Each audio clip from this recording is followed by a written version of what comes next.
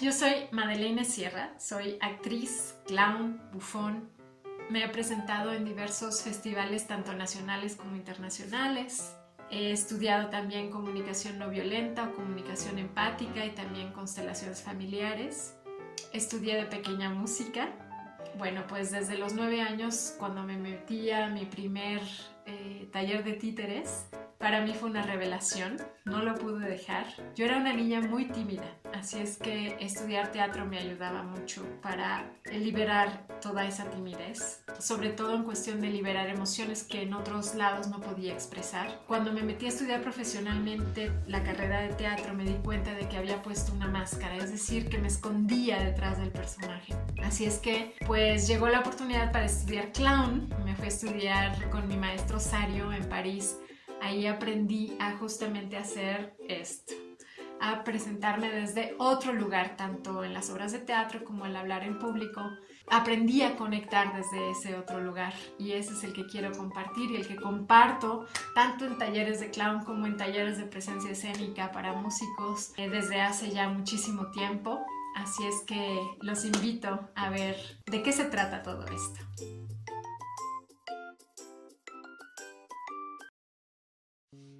El método de presencia vulnerable voy a explicarlo y voy a explicar primero lo que significa vulnerable, porque usamos mucho el término vulnerable como para decir están en situación vulnerable, quiere decir como débil, delicada, y vulnerable para mí significa poder entrar en las emociones vulnerables al contrario de estar en las emociones reactivas automáticas. Entonces es poder procesar o digerir ciertas emociones para que puedan ser liberadas y nos dejen campo a las emociones que vamos a usar para crear. Entonces hay dos maneras de estar en el escenario. Una manera es con máscara, como ya bien conocemos, yo creo que todos. ¿Cómo se le hace para estar sin máscara? Lo que significa estar con máscara no es que sea ni bueno ni malo tener una máscara, simplemente es algo que es. Bueno, es importante hacerlo en conciencia. ¿Y qué es la máscara? Pues es un mecanismo de protección que nos protege ¿de qué? De los juicios de los demás o de los posibles juicios de los demás. Entonces, bueno,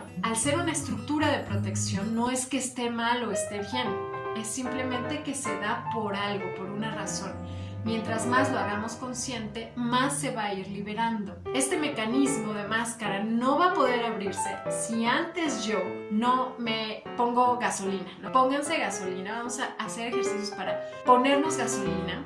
¿Qué quiere decir ponerse gasolina? Pues es eso, es darse dosis grandes de validación hacia los propios procesos, hacia el proceso creativo, hacia el proceso artístico. Entonces, al estar llenitos de esa validación, entonces esto es posible que pueda abrirse. Y entonces ya presentarme o conectarme con el público y con mis compañeros de escena desde otro lugar, desde un lugar conectado con mi verdadera esencia, conectada con esta apertura del corazón, que es súper importante, conectado con mucho más sinceridad, mucho más en mí para los demás. El escenario es como una gran lupa que hace que todo se vea extra grande.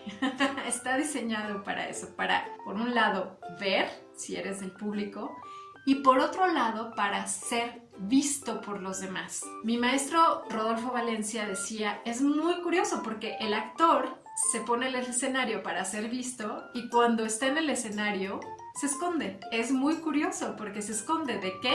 ¿O detrás de qué? Pues detrás del personaje, o en un concierto puede ser que alguien se esconda detrás de su instrumento inconscientemente, ¿no? Y se manifiesta en su gestualidad y después en la música que toca. Entonces es muy importante saber desde dónde estamos compartiendo o comunicando eso que estamos comunicando a los demás. Y es necesario hacer procesos para hacer consciente nuestra naturaleza.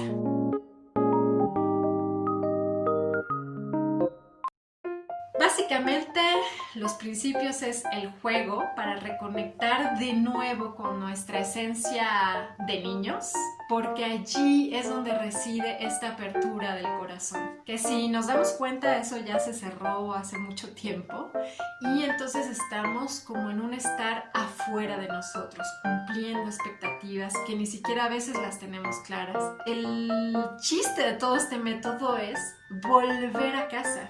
Es volver desde aquí para compartirnos desde aquí adentro. Entonces, vemos 3 aspectos fundamentales que son dejarte ser, dejarte sentir, porque hay veces, por ejemplo, que tienen algún movimiento, están presentando una pieza y de repente dan ganas como de expandirse, de realmente entregarse a esa emoción y no sucede, ¿no? ¿Por qué? Pues por pena, por vergüenza, por el que dirán, por ciertas cosas que nos inhiben o reprimen un impulso espontáneo. Entonces recurrimos mucho al impulso espontáneo y a poder digerir la vergüenza, el miedo, todas las sensaciones o emociones que vienen, ¿no? Cuando somos vistos por los demás. Y la tercera sería el dejarse ser visto.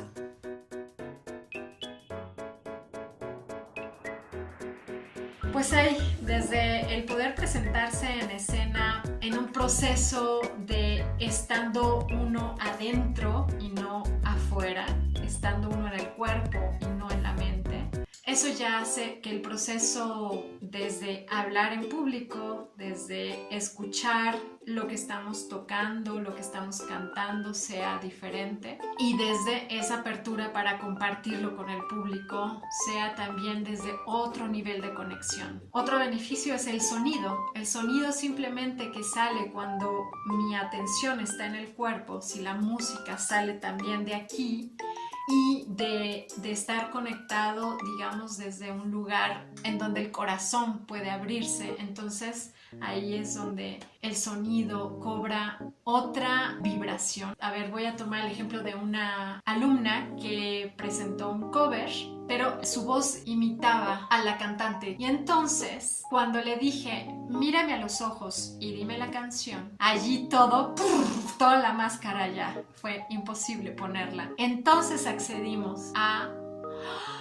Cuando ella recibió mi mirada, pues ya no fue la misma voz, ya fue una voz, ahora sí, que venía desde dentro, a lo que me refiero con vulnerable, y fue una voz mucho más delicada, dando un mensaje específico en donde las palabras cobraron sentido. Entonces es muy evidente que el sonido cambia conforme dónde estás conectado. Si estás conectado en la expectativa cómo debería ser, pues desde ahí sale la música. Si estás conectado con esto, desde allí sale la música y se entrega al otro de manera que el público también lo recibe. La música sale con emoción y entonces es otro nivel de comunicación.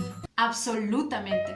También pues está el manejo del error, ¿no? Que para el músico es como una cosa crucial, que es, sucede el error, pues ya viene, ¿no?, el latigazo y desde allí, si sale la música, pues imagínense cómo se escucha. Entonces es como poder reconectar en presente, ¿no?, para volver a crear esa conexión. Entonces es este manejo del error, es decir, equivóquense. Lo primero que tienen que hacer es equivocarse. Está permitidísimo equivocarse, ¿vale? Paradójicamente empiezan a perderle el temor y dejan de equivocarse. El darse permiso hace que se libere esa tensión y entonces lo hacen muy bien. O cuando les llega a pasar que se equivocan, que es parte de, entonces les digo, bueno, pues entonces ya sabes, conciencia de que estás en la mierda, ríete por dentro y ahora sí, el cuerpo se relaja y entonces hay espacio para volver a conectar con el presente, con escuchar la música que estoy y dejar que explote en mi cuerpo y se expanda.